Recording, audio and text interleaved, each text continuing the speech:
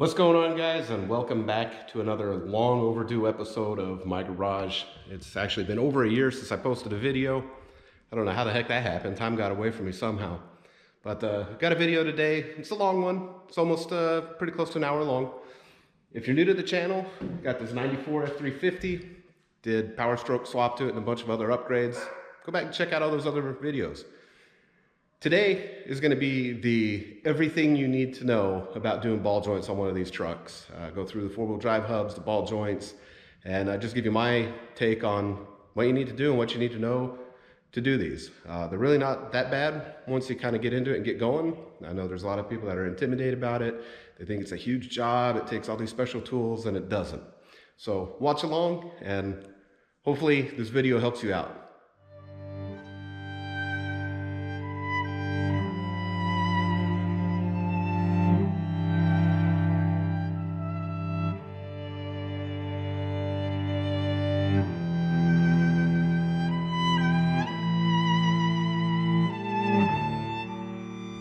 Okay, so we got the front end jacked up. We got the wheels off of it. I already got the other side all tore apart, so I got this jack stand sitting over there. It's holding the tie rod up, just because I don't like those hanging on the ground. What we're gonna do to start here, we're gonna get the brake caliper off. On this one here, this is like an earlier setup. I think it was 96 or 97. They got rid of these slide pins and they went to bolts. But we'll get the slide pins out, we'll get the caliper off. Then we'll get the four-wheel drive hub here taken apart. So I converted this to manual locking hubs that used to have auto hubs. Really the only difference is in the cap. Everything throughout the same as far as like the bearing, you know, the way the bearing gets locked down is all pretty much the same. So we'll get the spindle, the rotor off, we'll get the spindle off, we'll get the tie rod off, and then we'll get the axle pulled out, and then we'll get the ball joints knocked out of here.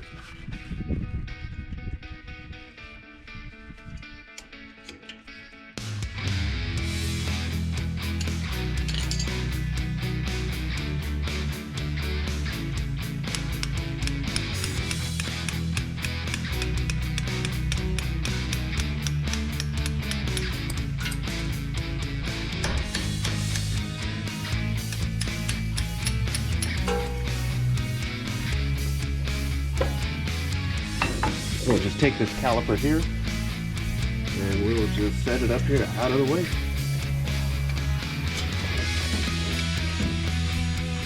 Now I'll work on getting the four-wheel drive hub apart here. So just to show you here, even though now I got the tire and wheel and everything off, you guys already saw when I had the tire on, moving it with the pry bar. You can see there's play in this thing. Ford spec on this ball joint, they say here you should only see about 1/32 of an inch of movement.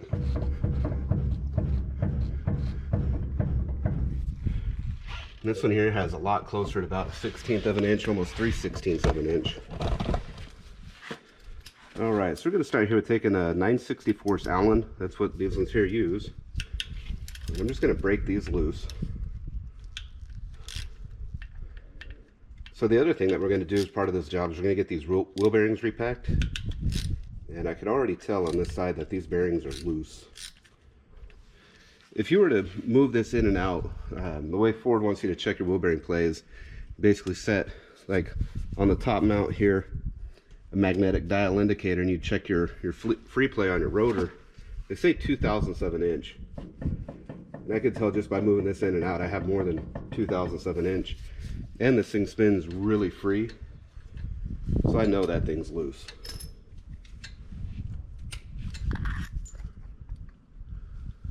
Okay, so this hub here, this piece is actually supposed to stay keyed on here. And they usually put, there's a little hole right here. There's supposed to be a little tab that goes in there that locks that in. And that plastic tab broke off a long time ago. So this one here comes out in pieces. Okay, so then we got to pull this inner hub out. I think this is actually the hardest part of the whole darn job. Not really sure how well you can see in here. I know I got kind of a weird sun reflection here. But inside of here, right down in here, we've got a giant snap ring. And really what you need to do is get to the end of it and pry this back. And then I usually got to get a pick underneath of it and flick it out and then walk it around. And the reason I say it's hard is because this is loose, so you're going to end up chasing the end of it, and it's almost like you need a third or fourth hand to do it.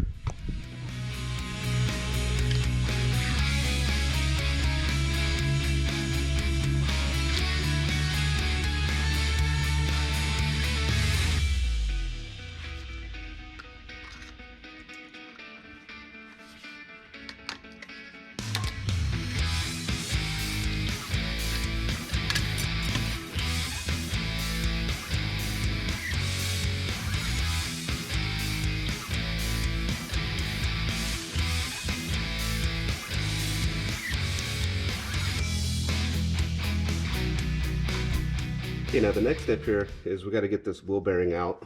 There's 2 lock nuts in there, and I'll have to show you once I get it apart. I know you're not going to be able to see it with it being in there like that, but it takes this special socket to get it apart. You can see it's got 4 little keys in here. This is actually an OTC tool. There's a part number. It's a 7158 as a socket.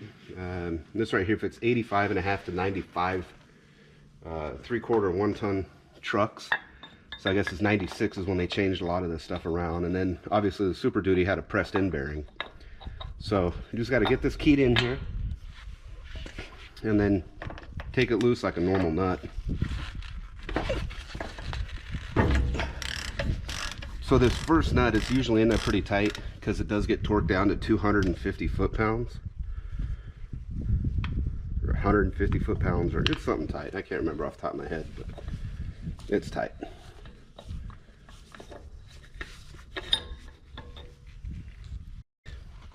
So you can see we got the nut. So here's what the first one looks like. This is flat on both sides. The inner one's going to be different because it has a locking pin on it. So now we're going to get the locking washer out, which usually you fish out here with like a magnet and a pick, or 2 picks, or 2 magnets, whatever you want to do. Alright, so here's the locking washer. So you can see it's keyed. This will go into the spindle, and then the inner nut has a pin that you have to get into one of these holes to lock it down into place. And then again, we're going to use the same socket for the inner nut. And this one here is actually going to be loose. And I'll explain why when we go to tighten this down.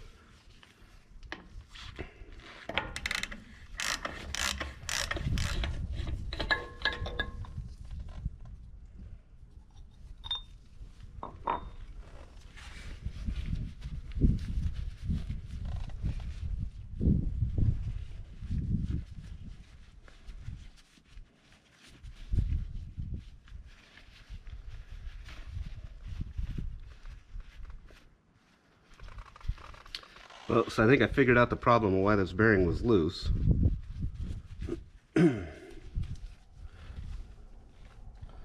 So like I said, this inner nut is going to have a pin, and I pulled this out this way. So at first I thought my pin was broken off. But then I realized this nut was installed backward. So that locking pin wasn't holding anything. And again, the way it's supposed to go, you have that washer. This locking pin is supposed to key into it, so that way this inner nut can't spin and come loose. So make sure that goes back together correctly. Okay, so now that we got all that off, this hub should just slide right off.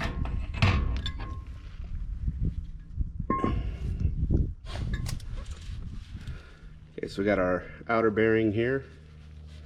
I have to get all this stuff cleaned up and inspected, but initial inspection here doesn't look too bad. Okay, so I'm going to wipe all this grease here off, because the next thing coming out here is going to be the spindle. So guys, I'm just wiping this stuff down right now. Once I get this all apart, I'm going to go through and really clean and inspect everything and make sure it's usable before it goes back together. So to get the spindle off of here, you just got these 5 11/16 nuts. They're pressed into the knuckle, so you don't have to hold the back side of anything.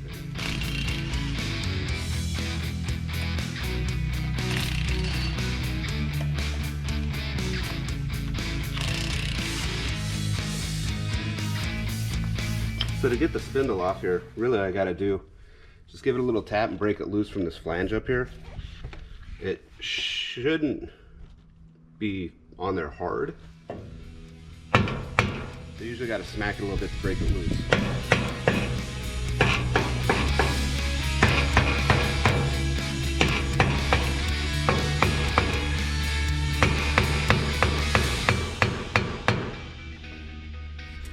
And you kind of see it coming, so maybe a little bar in between here and try and wiggle this out.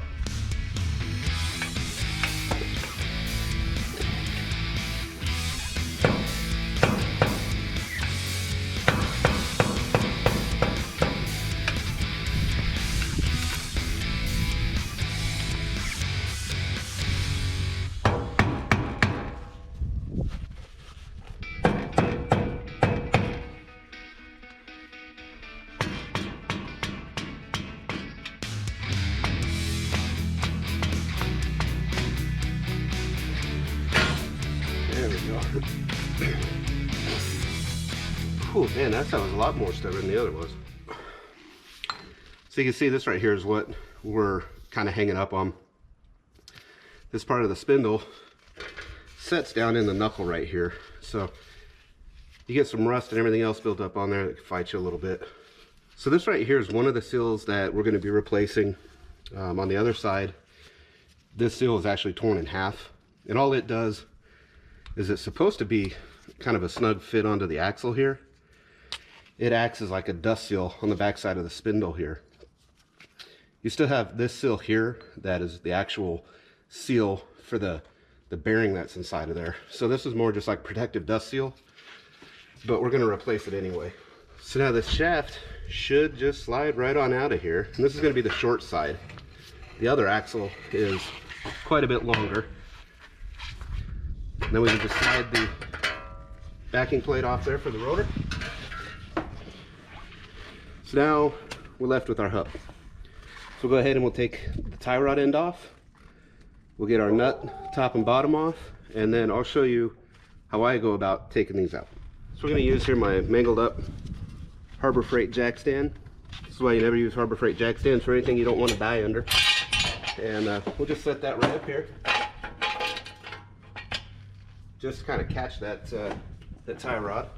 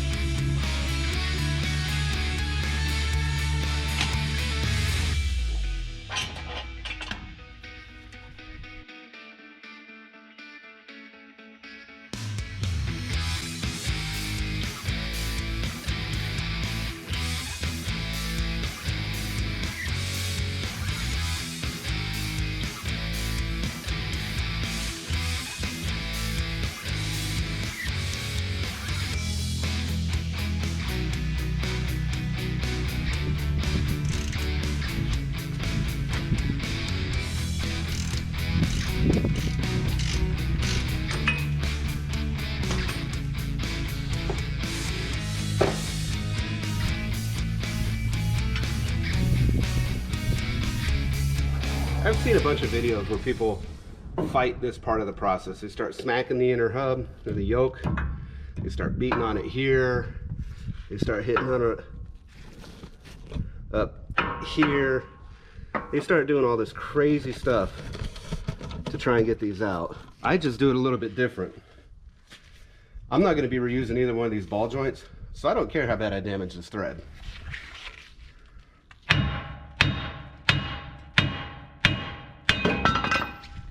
So that would actually fell out a whole bunch easier than I was expecting it to. Usually you smack this one here and you'll see it pop loose, and then you can actually hold it so you don't drop the thing on the ground like I just did. And then you can smack this top thread and have the whole thing fall out, and then you can just kind of set it on the ground. This one here actually just plopped out on the ground.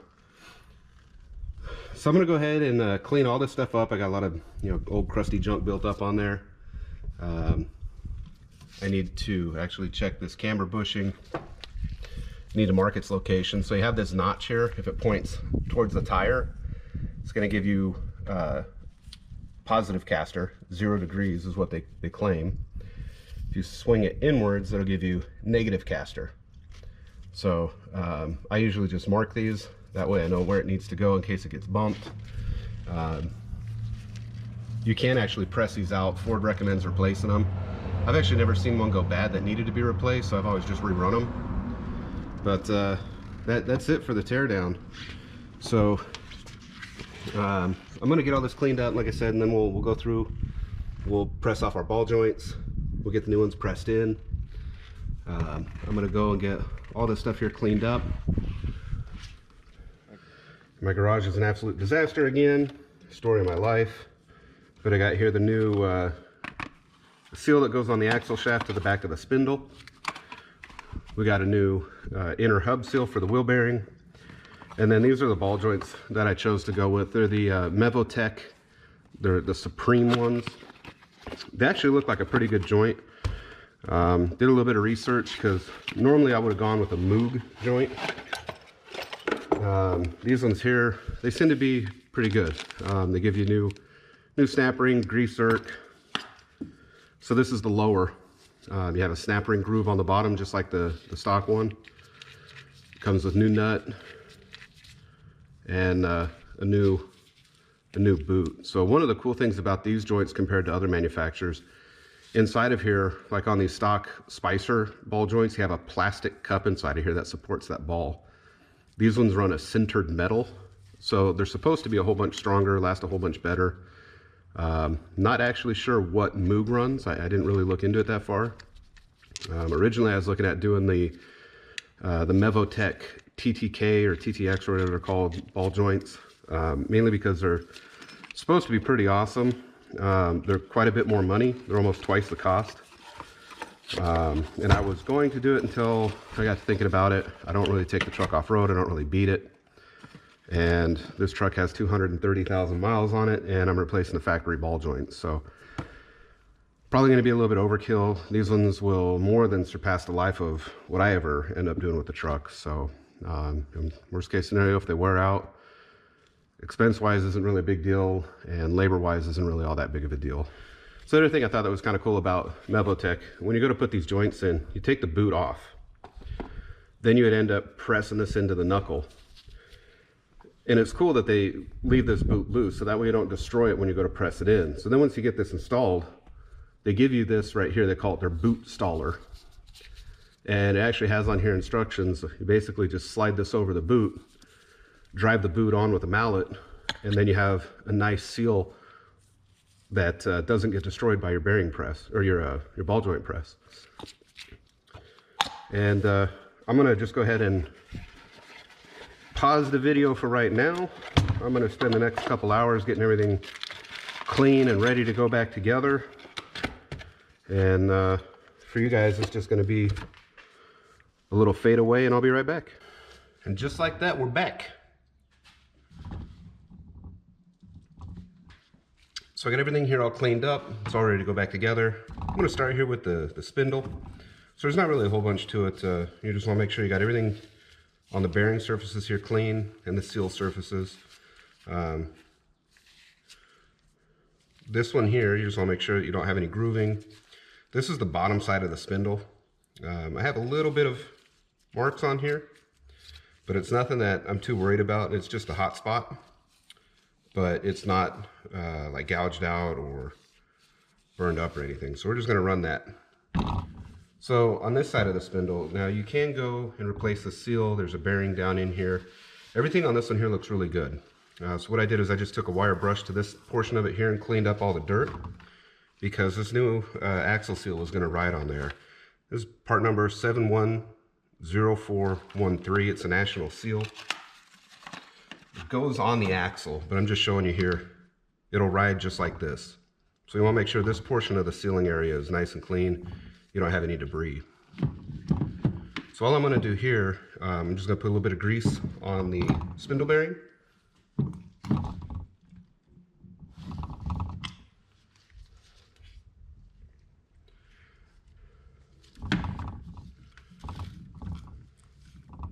We don't gotta get crazy with it. We're just greasing this roller bearing inside of here.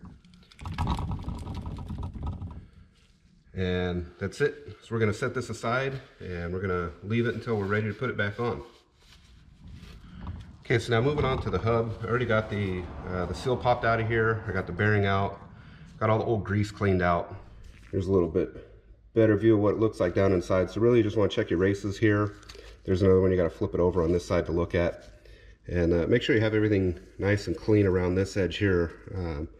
You know, you don't want any pitting or anything that is going to cause a leak. So I'm going to take a bearing. And again, like I say, this one here is clean. I checked that it doesn't look that bad. So we're going to put it here in the bearing packer and we're going to pack this bearing.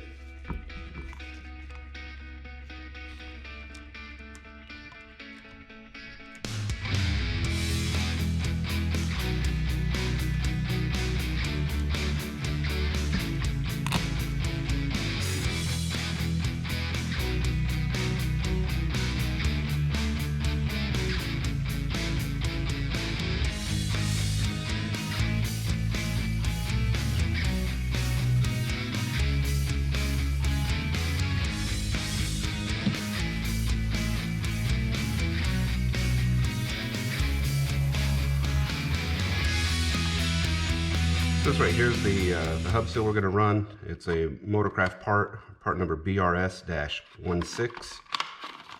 Interesting part about it here, when you open this up and you look at it, it's a SKF manufactured seal, part number 27417.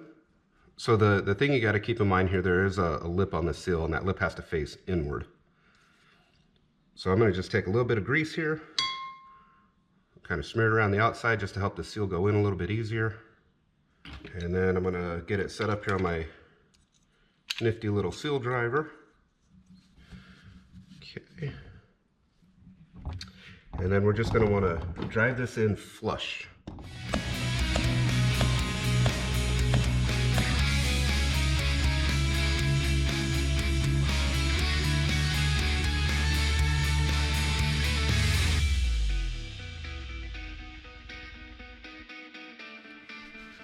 Now outside of just cleaning the brake pad surface, this right here is all done.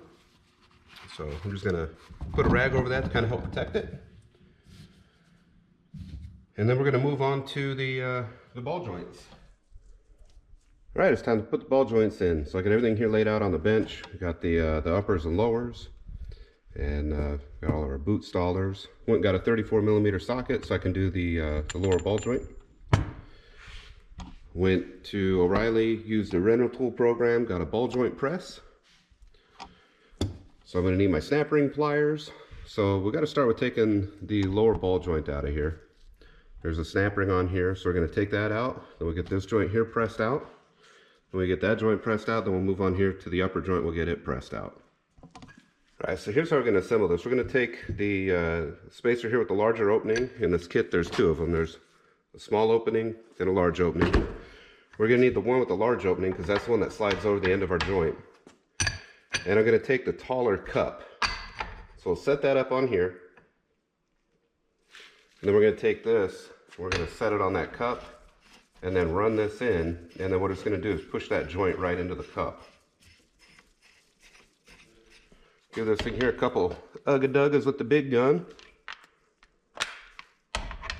See if we can get this driven out. All right, well, we kind of pushed it loose here a little bit, but this is one of the things I was kind of worried about was going to happen. I figured I'd let it run and see. So this right here is the spacer that we got. It'll only slip over this to the threaded portion, and then it gets stuck. This portion here is too big. And the cup that I'm using isn't tall enough. So the hack to do on this right here, if you don't have the right cup, is we're going to take a cutoff wheel. I'm going to cut the threads off of this. Then what it'll end up doing, it'll give me plenty of room here to press this out the rest of the way. So I'm going to just pause it here real quick. We'll cut that off, get it chalked back up in the vise, so I'll be right back. Okay, I'm ready to try this again here. Got the threads chopped off the end there. Here's ball joint number 1 out of the way. Now we'll work on getting this upper one out. And to do this one, it's kind of the same thing. I don't have to cut the threads, I hope, because this one here will go all the way down. I should be able to use a little bit smaller cup to help keep this all centered up. So now the cup being smaller diameter, it's also shorter in length too, but it should work fine for this upper. So we have to slip this through here. We're going to stack this on like this and then run this all down.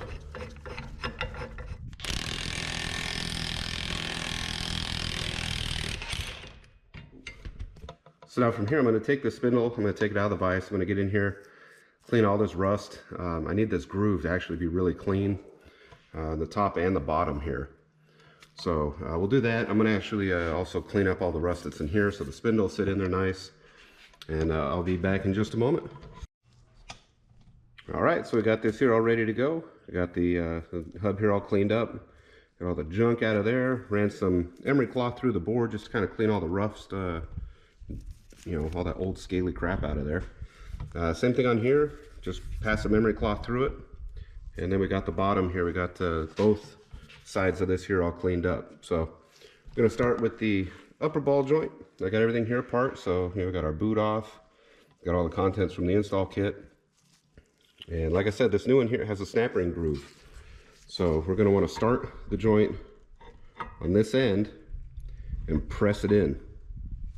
So this will be a little bit more challenging going back together than coming apart. So I'm going to start this off here with just putting a small amount of anti-seize inside of this bore, just to kind of help that ball joint get pressed in, kind of help it to slide. So now the important thing to keep in mind when you're pushing these ball joints in, you don't ever want to push on the stud, because what you're going to end up doing is destroying the cup that's inside of here. So you want to make sure that you have the install tool that's going to fit just right. So this right here is one we need. You can see how it sets on that collar. So we'll get this set like that. And then that way we're going to be pushing on the collar and it's going to drive this ball joint in.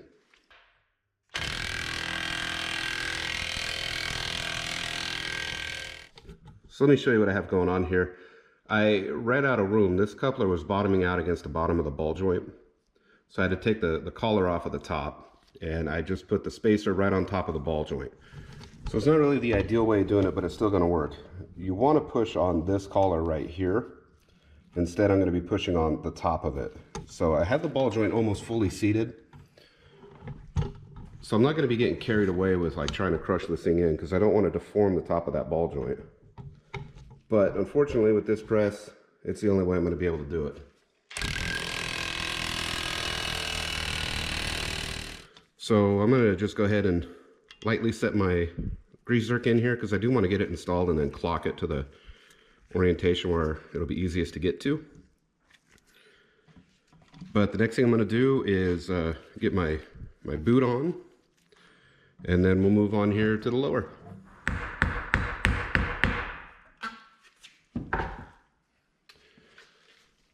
For the lower joint, we're going to do kind of the same thing here. We're going to start with a little bit of anti-seize in here just to help this all slide in. So for this joint, it's going to be a little different. This is a cup that we use for the upper, and it sat perfectly on this lip. This one is a little bit too small, so it's going to sit right on the top part of that lip. It'll still be okay. Not ideal, but it'll work. And then this is the next size up, and you can see it's way too big. So I'm going to use this as the receiving end. And we'll have this on the bottom to catch. So I'm going to press it like that just to get it started. All right, guys, so we got the lower ball joint in. I had to do something I'm not a huge fan of. I couldn't get this clamp to open far enough to be able to put the adapters on that I wanted. So this lower, I actually had to just slide this on and press it down that way. I was just kind of careful in how I did it, and I didn't put too much pressure on. I just went until the joint seated, and then I stopped. And this tool, the opening in the bottom of this clamp is just big enough to where it sits on the outer rim of the housing. So not really the greatest way to do it, but that's how I did it. And I think it's going to work. So I'm going to go ahead and just drive this boot on real quick, and then we'll get the clip onto the bottom, and then we'll be ready to get this back on the truck.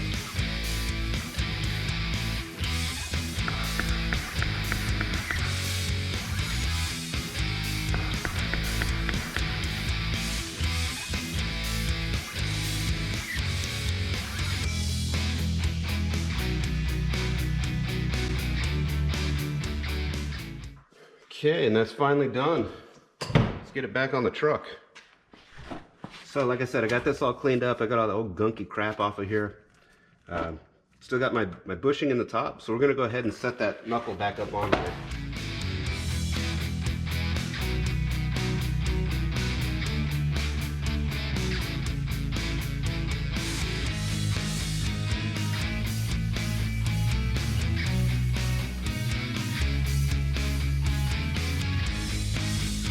So Ford's tightening torque on this thing is kind of goofy. They tell you to tighten this lower nut to 35 foot-pounds, tighten the upper nut to 70 foot-pounds, and then go back and tighten this one to 150 foot-pounds. So I don't have a 1/2-inch torque wrench that does 35 foot-pounds. I don't have enough room in here to get this socket, an adapter, and my torque wrench because I run out of room. So I'm just going to snug this thing up because I can get pretty close to guessing 35 foot-pounds. Okay, so now I'm at a point where that joint's just spinning. I'm going to have to put a floor jack underneath of it to get some tension on it. There we go. Okay, so like I said, we're just going to guess about 35 foot-pounds. So I'd say about right there is probably good. Then we're going to go tighten this upper ball joint to 70 foot-pounds.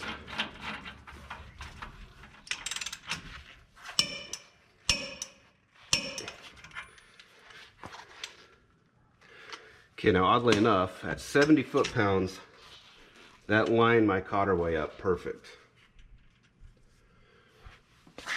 It does say in the instructions that if you're off, you want to tighten this nut to the next castellation. But since we're there and we're good, I am going to lock this down.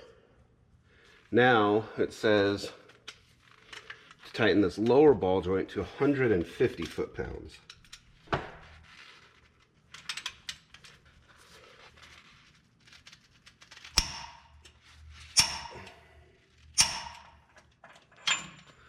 So I'm going to go ahead and get this tie rod back in.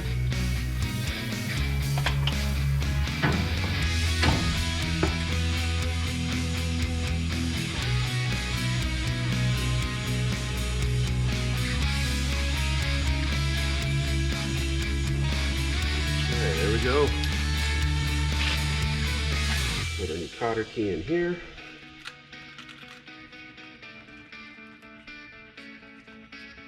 I like that, that's a winner.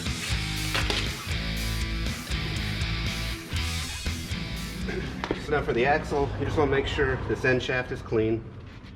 We'll put just a little bit of grease around here just to protect that seal a little bit.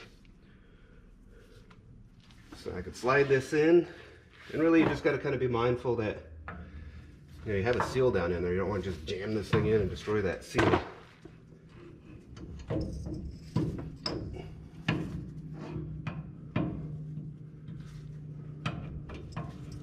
Go. Okay, axle is in. So before I put the spindle on, I want to make sure I have just a little bit of anti-seize where this surface here rides in this hub. You know, mainly just kind of help prevent this thing rusting together and getting stuck. I don't got to get carried away with it. This is just like a real light coat here.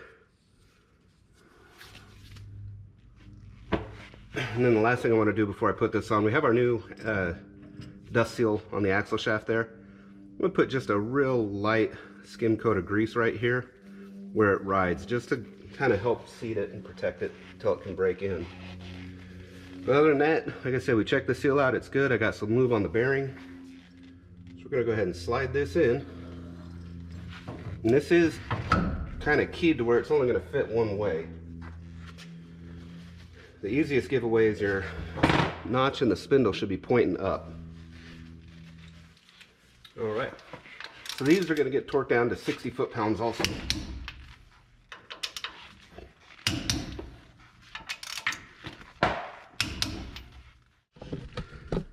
So this right here is why I like to double check this stuff. This is something I should have paid attention to before I put the spindle on, but it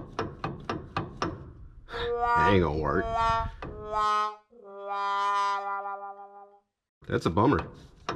Okay, I got that all straightened out. So back to where I was, got the spindle back on, and if you realize, I have my backing plate on now because I totally forgot to put it on the first time. So Spindle would have had to come off again anyway. So here's what I ended up doing with that greaser. I could not find a 90-degree low profile greaser in my stash pile of stuff that would work. I kind of have a funny feeling I'm probably not going to be able to find one, and that's probably why they gave you the plug in the kit. So I just greased this joint, and we're going to send it. Alright, so got the hub cleaned. I put a light coat of grease on there with the hub back on. So we'll slip this on. Just kind of being careful not to nick that seal. Okay. Now I'm going to put my inner bearing on.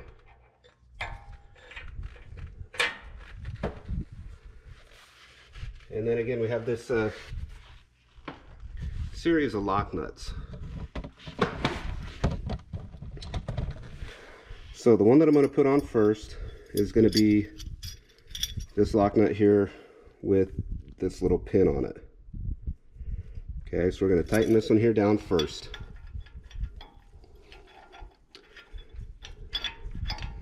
And I'm probably going to need my socket to do this because I can't get my fingers in there, they're too fat. Just loaded that up here into my socket, so I got something I can hold on to. I get this snugged on here. So what Ford calls for on this one here is I want you to torque this down to 50 foot-pounds. My socket's not quite a ½ inch.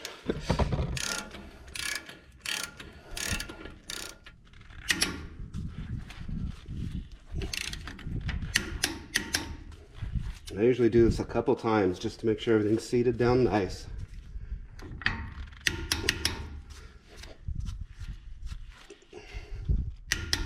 Until I don't get any more movement out of that bearing. Okay, so I think right there we're good. So now we're going to back this off 90 degrees. And it has to be 90 degrees. Because that is the final ending torque for this inner nut. If I can get it set up on there. There we go. Okay, so we're going to go 90 degrees. Okay, that's it. The inner nut is set. So now it does also say here that when this is all together, you need to measure end play and a turning torque. So what I'm going to do now is I'm going to take my lock washer. We're going to put this in. Now, if you have to line up a cancellation here, it does say to tighten this down. So they don't want you going any looser than 90 degrees, but you can go tighter. So if you drop this in and you can't get it to key on, you can take it off, flip it 180 degrees and put it back in, because this will actually go in a half cancellation sizing. Okay, so I cannot get this to go on. So we're going to go and tighten it up just a little bit.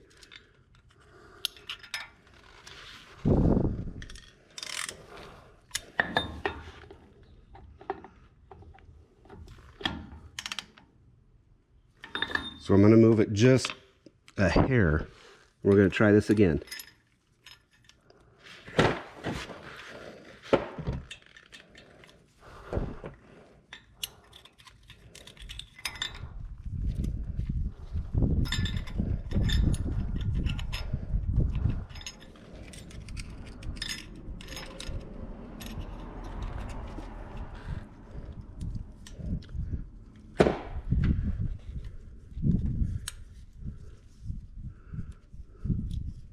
Okay, and that was it. It keyed in right there. So we're going to take our outer nut and we're going to drive this one on.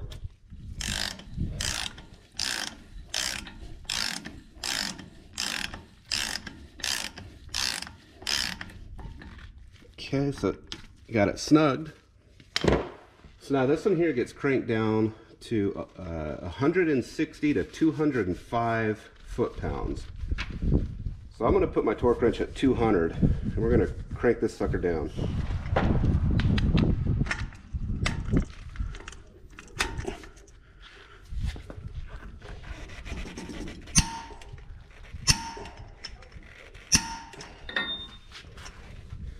Okay, so now that's it. That's tight.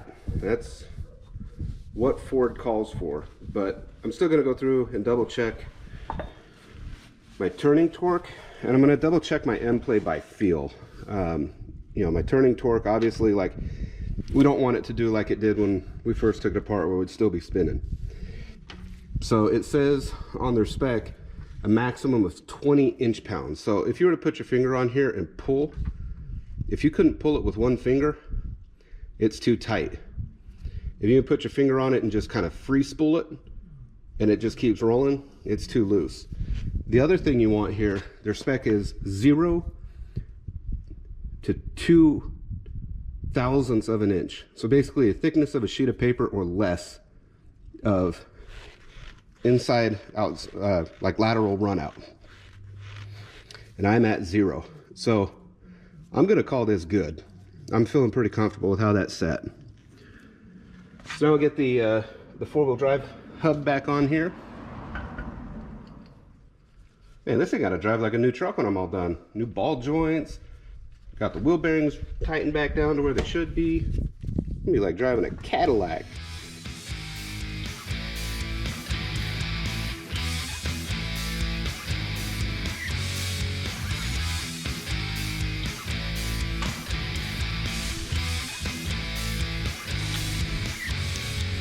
Work our snap ring in. Whoop.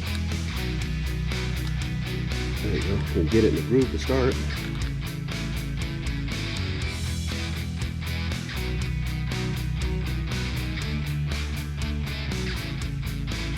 Outer hub here. So you can see how much torque I'm putting on these, right? Got the rotor spinning and then just like an eighth of a turn.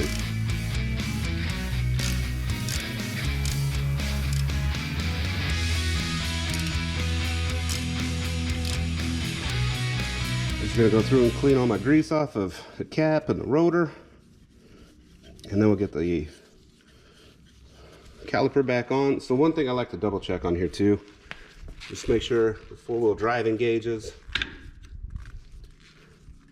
Boom, it's in. And also good to have it released, and it did. Sweet.